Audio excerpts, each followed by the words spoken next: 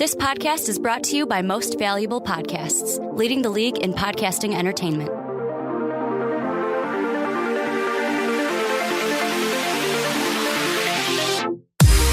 What's going on, Real MVPs? Welcome into another edition of Fully Loaded. I'm Brandon Swanson. Across the table from me is Ricky Widmer. What's up, guys? And we are excited to be back with you after a couple of weeks off. That's what we always do. Bi-weekly show, so we are back again after a couple of weeks, and we've got plenty to talk about, plenty going on in the baseball world, and I think we've got some really fun topics lined up in the hopper for tonight. The hopper? In the hopper. Is that a phrase? Yes. Okay. Is it in the hopper? Means it's in the pipeline. Okay. It's coming along the bend. Yeah, no, you're right. Means something is in preparation or is on its way. I learn new things all the time. Well, what did you think I was doing? Just like when screwing around with you? When we used to call football games and you said a worm burner, and I'd never heard that before. It's a real phrase. I'd never heard it. Another one. I just learned what in the hopper means. There you go. I'm just educating you, Ricky, every single time we talk. But again, thank you so much to everybody for tuning in. We are very excited to be back. And before we get started, of course, as always, have to put the plug in for patreon.com. If you want to support this podcast, become a patron for just $1 a month, you can do that. Go to patreon.com/most valuable podcast, and you can support this podcast. You can come on this podcast like Sam is going to tonight. He's going to join us, one of our patrons. We had Sam a couple of weeks ago. We really enjoyed that conversation, talking about the AL Central, talking about the Minnesota Twins, the Chicago White Sox, some of the other teams in there, the Cleveland Indians, another one that we mentioned, but definitely excited to be able to talk tonight as well. And also, because I've got the thank you to our patrons up, we've got a new name to add to the list. It's already added. You can see it. But I don't know how to pronounce it, so he's going to have to help me. He's in the Discord. I'm assuming he goes by Cash, because that's what he put on his Patreon profile thing. But Cassius, new patron, thank you for joining our Patreon family, and he was welcomed last night in the Discord. And we very much appreciate it. Again, every single time that we get a new patron, every time we get a new supporter, we really appreciate that support, but we also then are really happy to know that we are doing a good job and really bringing out good content for those people. So that is a twofold thumbs up, that is for sure. So we've got all of that out of the way. Ricky, we're going to jump into it. First topic tonight, we're talking about the Milwaukee Brewers. So we're going over to the NL Central. They did something big within the last week. We're in the NL Central for 2/3 of the night tonight. Yes, we are. Yes, we are. So the Milwaukee Brewers make a big move, a big splash, but they don't even have to go out and do it. They sign Christian Yelich, their star outfielder, to a 7-year extension, and he's expected to make $215 million over the next 9 years with the Milwaukee Brewers. Yelich is only 28 years old, but since he's come to Milwaukee, he has been an absolute star. In 2018, he bat .326 with 36 homers, 110 RBIs. And then in 2019, not even a full season, as he did get injured towards the end of the year, he bat .329, 44 homers, 97 ribeyes, and Christian Yelich, I feel like, just continues to get better each and every year. Ricky, I like the signing, but with this signing for the Milwaukee Brewers, does this possibly limit what they're able to do moving forward in terms of going out getting free agents if they need to? Does that kind of tie their hands to making any other big deals that could add and build around Yelich? Well, they have some good pieces there, but to be able to go out and get some more, while I like the signing, I like the extension, because Christian Yelich is a guy that you really want to lock up. Does it hurt them long term? Well, I don't know if it hurts them long term, because, of course, what everyone thinks about is, before we went live, you even brought it up. When I asked you, what was the question you wanted to ask for this? You said, well, you were like, oh, well, like when people think of Mike Trout, that was the first name out of your mouth. And a lot of people will bring up Mike Trout because A, the best player in baseball, B, his team, except for this offseason, has not done anything for him. Like, he has been on the world. Like, I would relate Mike Trout to LeBron pre-Miami Heat. Like, this Angels team is the Cavaliers, except they don't make the postseason. At least that Cavs team with LeBron was making the postseason. They seemed like a good team, but really all they had was LeBron James. That's the Angels team before this offseason where they bring in Rendon. They bring in Joe Madden to be their coach. It looks like they're trying to make the right things. The Brewers don't really need to do that. The Brewers are a team that I am very interested to see play this year because they are a team that, 2 years ago, struck gold. They bring in Yelich. They bring in Lorenzo Cain.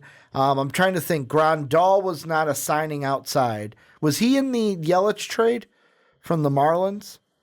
Or was he a homegrown Brewers prospect? That's the only one that I was Yasmani confused Grandal, about. for some reason, I want to say that he had been with the Dodgers, but that could be wrong. You're right. No, you are right. So they bring in these guys, basically, and they make a run. Like, we are going to make a run at the Central. And they did. They challenged for the top of the Central. They won it 2 years ago in that heartbreaking way where they tied with the Cubs, had the one-game playoff. They beat the Cubs in Wrigley.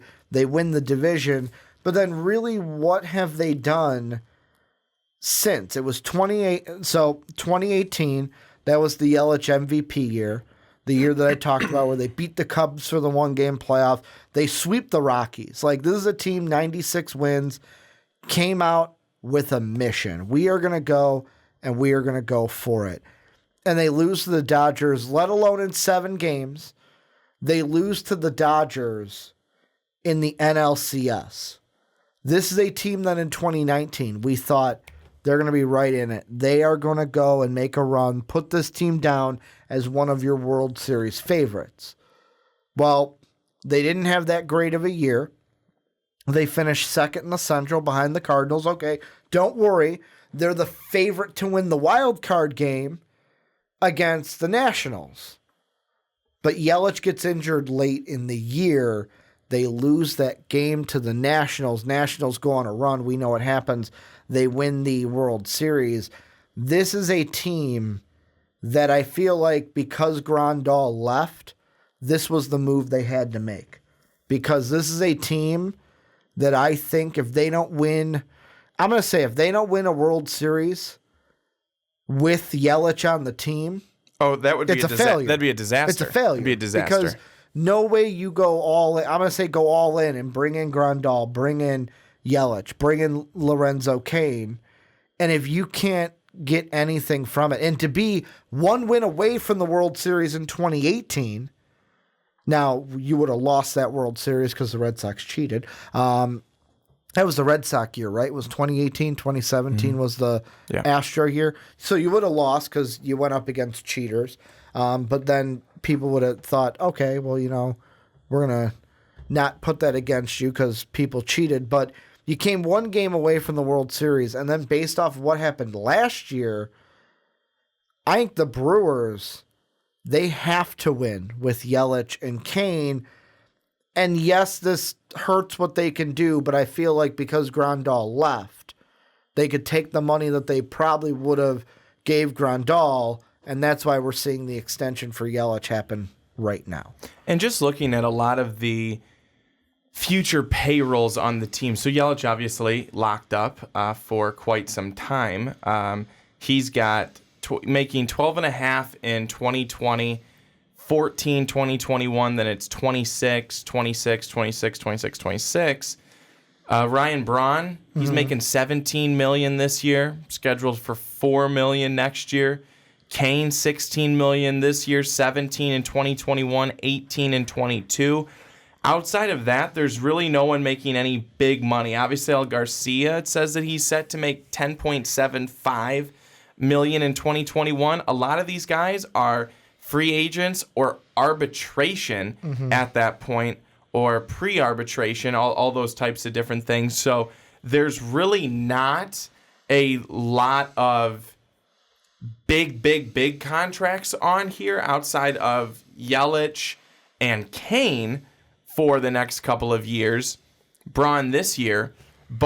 And I understand baseball doesn't have a salary cap, but you can't give everyone on your team $200 million. It's just, that's not going to work. Yeah.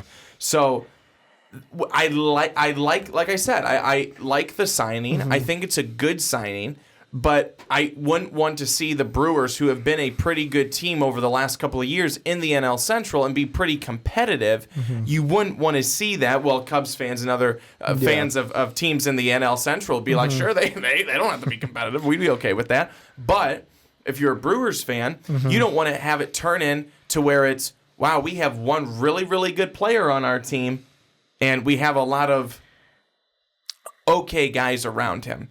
Because the way that it works really well is when you're able to, of course, build and have multiple building blocks in your organization. That's, of course, what's going to be the most successful. You have to, I think having homegrown talent is extremely successful. Pairing that with some really good veteran talent, I think that is a recipe for success. The Chicago Cubs did that. They were very successful at doing that in 2016. I think that another thing that when you look at this team, you think, okay, now that Yelich is locked up, now we can worry about some of the other guys that we need to get to going forward. So that's not necessarily a bad thing that they already have him set. They don't have to worry about that for the next couple of years. They can look ahead. What's going to be the next thing? Ryan Braun's going to be coming up for he's got a mutual option in 21, but then there's free agency that's coming up fairly soon for him. Is that going to be one of those things? And then some of the other guys that you look at, you think, okay, are we going to give them extensions? What are we going to do there? So it's not necessarily a bad position for the Brewers to put themselves in when you look at it in that sense, that you can now look at other contracts and other positions since you've locked up your number one star talent. Well, and the thing that I think that the Brewers are going to have to do is, so with Grandal not signing, where his contract with the White Sox this year, I looked it up. What he did was, after his year with the Brewers, before last season, he signed a 1-year deal with the Brewers. That's why it was up this year.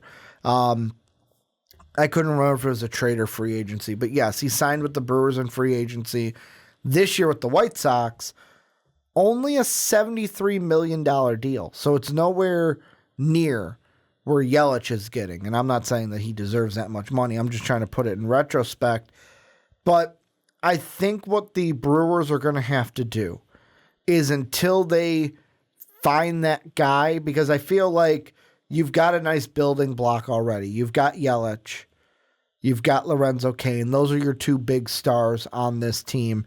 Braun you can kind of put there, but I feel like Braun is, I don't want to say past his time because he can still play, but to me, Ryan Braun was a lot better years ago than he is right now. He was. But like, for example, at catcher, what they did that I really like is they go out there and get a guy in Omar Narvaez, who last year...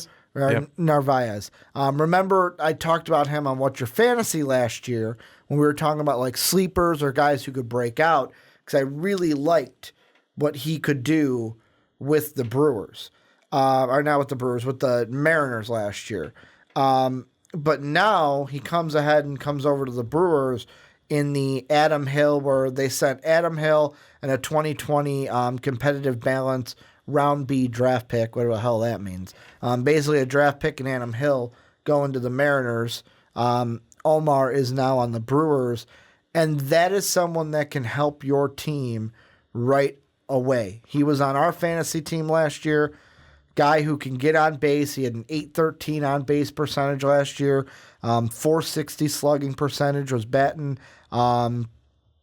I'm sorry, I read OPS was 813. OBP is 353, which is not bad. 278, not the best, but not the worst. I don't think 278 is a bad batting average for a catcher. Like, he's not going to be a guy that goes out there and bats like 300s, but like if you can get 270 out of him, he's a guy that now last year did strike out quite a bit, had 92 strikeouts, but like if he can get on base, which what he was doing, 47 walks, he had overall 119 hits.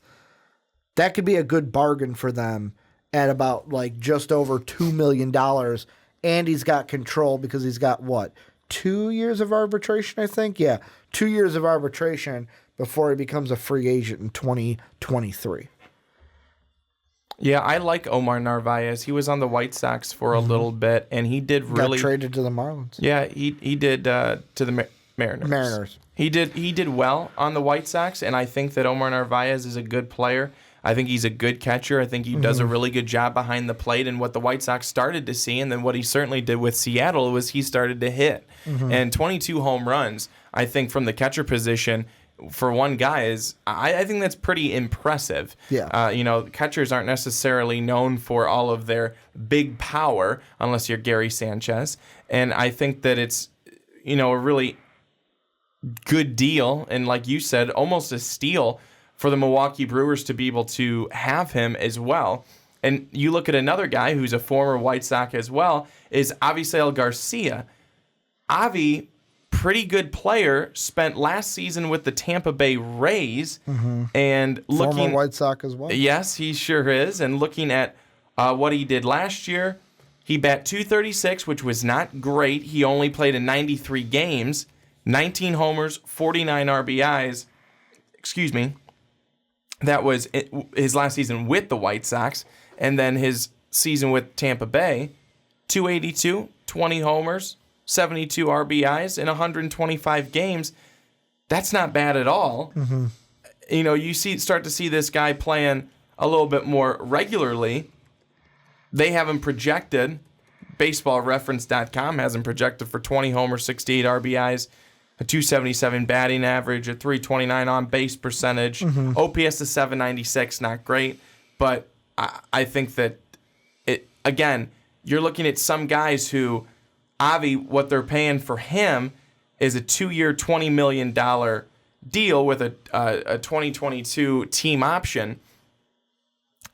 This could be, again, a steal where you're not paying too much for him, but you could get really good value. Out of both of those positions, I think those are two guys that you look at that aren't necessarily going to garner a huge contract, but could do some really good things for you in the field and behind the plate with those two specific positions that we were just talking about. And here's the thing, I think the Brewers looking forward, where they need to target. I feel like on the field, they've got good pieces. You've got Yelich and Kane can be the big stars on your, basically in your field. And you've got guys like Omar, like I'm blanking on the last name, Avisail. Avi Garcia. Where I look at the pitching, especially starting pitching, and this is a team that my big question for this year is going to be the starting pitching of this team, and it kind of goes into the future. Because right now, the starters that they have, if you go to Spot Rack and you look at the guys on the majors, you've got Brett Anderson, who's 32. He's going to be a free agent after this year.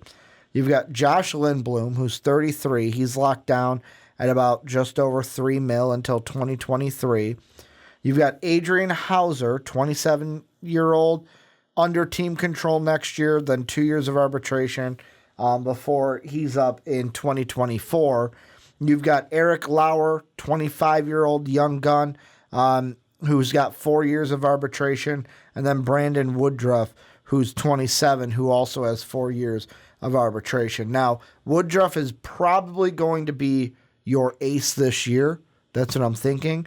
But the question I have is how much is it going to hurt them that they're the two guys who not only started the most games for them last year, who had the most innings pitched for them, in Zach Davies. He's now with the Padres. He's now a father. And then you have Chase Anderson, who is now with the Toronto Blue Jays. He's joining Hyun-Jin Ryu in Toronto. Yes, Anderson a little bit, I'm going to say older at 32 years old. But Zach Davies, he was right there, 27. And now he is with the Padres and not on this team. I think that this is the thing that is going to be detrimental to the Brewers. And it'll be interesting to see if the Yelich extension affects this. Is I think the Brewers, their next big money acquisition needs to be a starter. They need to go out there, and if they see someone in free agency that they like, don't be afraid to pay the money for a guy that you can say, okay, you're our ace. Kind of like I'll relate it to, I think it was a trade we got him. I'd have to look it up. I can't remember free agency or trade. But for example, the Cubs, John Lester. We went out and got him. And okay, he is our ace. The Brewers need to do the same thing. They need to make an acquisition, whether it's a trade or free agency, but I'll talk free agency right now. That's the next piece they need. They need somebody who can hold down a rotation and be the ace for you. We'll see if they can do that because of the Yelich extension, giving him all this money. Yeah, no, I think you're right. That's where it's going to ultimately, at the end of it all, you're going to look and see what's the next thing that you really want to have, and that's definitely going to be pitching for them. So there's some things though here is, again, you look at the Brewers, what they've got. Brett Anderson is one, and Ricky, I know some of these guys are guys you mentioned, but Brett Anderson coming over from the the Oakland Raiders, the Oakland Athletics, and the Raiders, and the Oakland Raiders don't even exist anymore now. But Oakland fans might be upset about that. They might think of that's you giving them a little jab. No, I really wasn't though. But you've got Brett Anderson coming over. You have Brandon Woodruff, who went 11-3 last season. I think expectations are high for him again this season. A guy on their roster that I think is an interesting one is if he stays with the team through spring training and everything like that, someone who really, since 2013, has been a bad contract for a lot of teams and has not met expectations, is Shelby Miller, starting pitcher. In his 8 years in the majors, 38-56 is what his record is. In 2015 with Atlanta, he went 6-17. In his first year with Arizona, he went 3-12.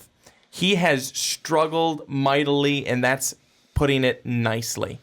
But if this guy, for what they have right now for him, what they're paying for him right now. One more time. This is Shelby Miller. Okay. Wanted to make sure he's on a 1 year, $100,000 contract, it looks like, for 2020. And again, that's if he, ends up making the opening day roster. If he could bounce back, if he could finally come back and get back to where he was back in, I think it was 2013 with St. Louis, that could be a steal of a player. So there's a lot of guys on this Brewers team that we've mentioned, and probably many that we haven't even mentioned, that could be potential diamond in the rough candidates. And that's what I think could be exciting for Milwaukee, that they may not have to look terribly far to get production out of some of these guys that they've taken a flyer on who maybe work out. So I'm going to go a different route. Okay. The next 2 years, I have some names pulled up. And realistically, are these going to be players that can sign with them? Maybe. Depends on how much the Brewers want to spend. Because like we've said, no salary cap. I'm going to list off the next 2 years of free agency. The top 5 starting pitchers that could be up. This year. So after the season's all said and done, the confetti's falling from the rafters. Well, not really the rafters. It's just the top of the stadium. Champagne's getting popped in the locker room. Goggles are on. Everyone's cheering. These are the top 5 starting pitchers that we're going to be talking about in free agency. The first one, I would assume he'd want to leave Detroit. Why would you want to be in Detroit? Sorry, Soapy. Jordan Zimmerman. He's going to be probably, I mean, I don't want to say the top prize, but money-wise, he's the one getting paid the most right now at $25 million. He's number 1. Number 2, I don't expect him to leave his team. He's a Bronx Bomber, although he's a pitcher. Masahiro Tanaka. He's going to be the second one that we're there. The third one has a club option, and it depends on what the Phillies want to do if they want to take his $20 million contract. But if they don't, Jake Arrieta could hit the open market. He's got 2 years of club options. Then you have Jeff Samardzija with the Giants. He'll be an unrestricted free agent. Cole Hamels, Corey Kluber. The one I think they could realistically go after, Jake Odorizzi from the Twins. Qualifying offer this year. He's an unrestricted free agent next year. Unless the Twins pay up, he's out of there. And then you got Trevor Bauer. What's going to happen with him with the Reds? We'll talk about the Reds a little bit later. Those are the big names from this year.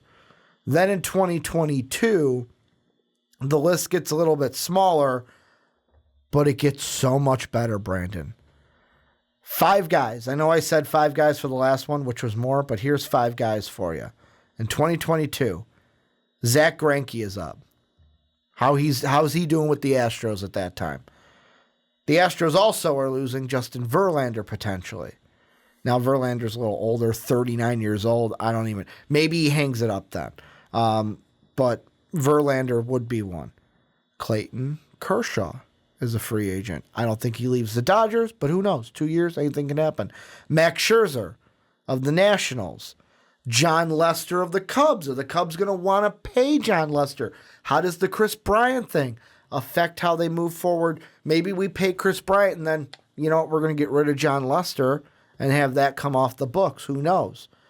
Those are some big names. So the Brewers, I think, with Yelich, it'll be interesting to see how Yelich's extension affects this. Either are they going to go for a guy like Bauer, Odorizzi, in my mind. Bauer, Odorizzi, maybe a Jordan Zimmerman who he's played well with Detroit, but is he worth $20 million? No. To a team? Would they go the cheaper route to try to get some production out of like an Odorizzi, a Bauer, or a Zimmerman? Or let's not focus on pitching this upcoming year.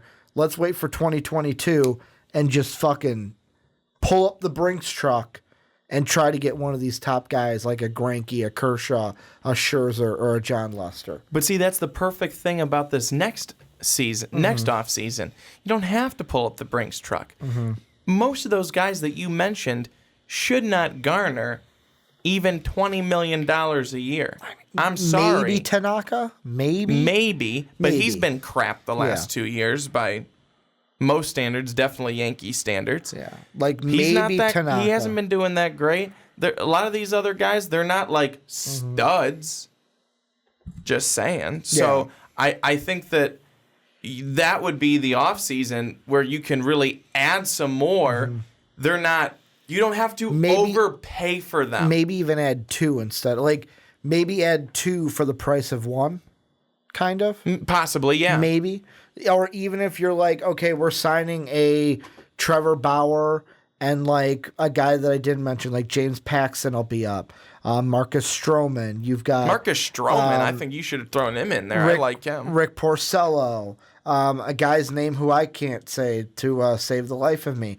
Kevin Gauchman. He will be up and no longer, but he's 30. He'll be 31 going into next year. There are obviously Jose Quintana will also be up. Are the Cubs going to re-sign him? If he doesn't, how much money would he garner? Would the Brewers want to go after Quintana? Like, there's going to be guys available. It's what do the Brewers do? Do they try to get guys this year and play strategically? Or, hey, we might get a guy this year, but we're still pulling up that Brinks truck to try to get one of those big starters in 2022. Well, Ricky, at the end of this conversation, which is where I think we are, is what do you think? What's your outlook for the Brewers this season and beyond? And what do you think it is that they really need to do if they want to stay where they are? And I don't want to say atop the NL Central because they didn't win it this past year, but stay very competitive and have a chance at going for the top of the NL Central. Best case scenario for them is they are second place and a wild card team. Worst case scenario is they bottom out, Yelich gets injured, and they're below the Pirates, but that's not going to happen. Either one of two things happen. Best case scenario, they're second in the division, they're a wild card team, just like they were last year, or they're third in the division, and they don't make the wild card. I'll say, here's my final answer. 3 options. 80% chance they're the second team in this division, they're a wild card team. 50% chance they're behind the Cubs, they're a third place team, and they don't make the playoffs. About a 5% chance they're the fourth team in this division, and a team that we're going to talk about next, the Reds, shocks everyone and push them down to fourth place in the division. But like I said, not a huge chance, but I guess a possibility. I think it's an interesting thought. I think it's an interesting topic. Because I think the Cardinals run away. Not run away, but the Cardinals are my favorite to win this division. And I don't think that I would find it hard-pressed by the time we do predictions, which I'm assuming next podcast will be our prediction podcast, that I'm going to have a different answer than the Cardinals to win the NL Central. Well, there you have it. What do you guys think? What's your thought? Enter it down below. What do you think they're going to do this year? I don't have to say. Okay, you're pulling the Dave Oster route. I'm the host. I don't have to tell you anything. Dave Oster did that with our Bulls topic. Sean was like, no, you got to answer. And Dave's like, I don't want to. And Dave didn't answer. All right, so I will answer. The Cardinals will be first, Brewers second, Cubs third. Okay. Reds, and then the Pirates. Nice. But what do you guys think down below? Let us know. Add in your comments. Add in your thoughts. Who do you think is going to be number one in the division? Do you like the Christian Yelich signing? What do you think going forward? Do you think that it hurts them long term? Do you think it's a great move to excite other players to come to Milwaukee? What do you think? We'd love to hear it.